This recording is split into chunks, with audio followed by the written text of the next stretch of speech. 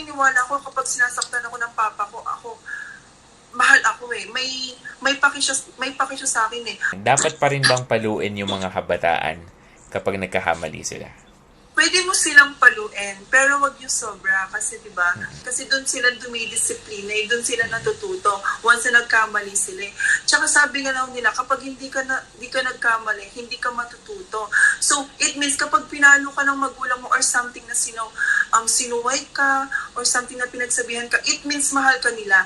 Kapag wala silang nasasabi sa iyo or something na hindi sila or something na hindi ka nahahawakan or something na hindi ka basta physical touch kang ganyan, parang wala silang paki sa'yo kung ganun. Ako naniniwala ako kapag sinasaktan ako ng papa ko, mahal ako eh. May paki siya sa akin eh. Once na hindi ako pinalo or something na hindi ako pinagsabihan, parang wala tong paki sa akin. Parang yung mga ganun ba? Kasi once na pinagsabihan ka, yun yung tumatatak sa isip mo na, may halaga ako sa magulang ko kasi pinagsabihan niya ako. Pinalo ako ng papa ko, so it means mahal ako. Ganyan.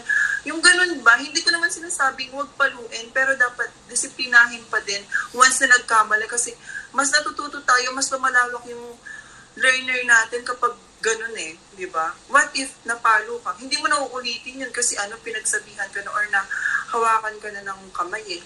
Pero at the same time, need pa rin ng kabataan yun. Alang-alang naman pinalo ka, uulitin mo ulit. Parang ang pangit naman nun kung hindi ka nasasaktan, di ba? Ang manhid mo naman kung ganun. So, alam din natin na natututo tayo kapag ganun. Ano yung kadalasang pagkakamali mo or kasalanan mo nung bata ka kaya ka napapalo? Umuwi ng mga 12. Ganun. Oras. Madaling araw? Inaakit ko madaling. Yeah. Bakit? Siyempre, wala. Tambay. Yun.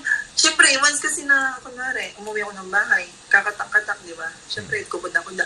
So, feel ko may sila sa akin, care. Talaga? Yeah. Hindi ka na-offend kapag pinapagalit? Talaga? Ang bait mo naman? Yeah.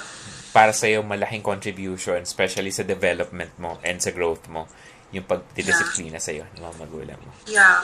Pero ngayon, siyempre wala nang namamalo. Wala na. Yun na yun. Tingin mo ba dapat paluin ka pa rin ngayon? Hindi na. Siyempre, nasa na ako. Legal age na din ako.